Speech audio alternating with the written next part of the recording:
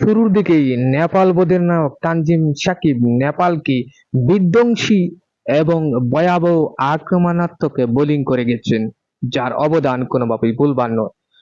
মাত্র 4 ওভার বল করে নিয়েছেন 4টি উইকেট, দিয়েছেন মাত্র 12 রান। নেপালের লক্ষ্য ছিল 107 রান, সেখানে ব্যাটিং বিপর্যয়ে বাধাগ্রস্ত করেন তানজিম সাকিব। নেপালকে গুটিয়ে দেন 26 রানে 5 উইকেট নিয়ে।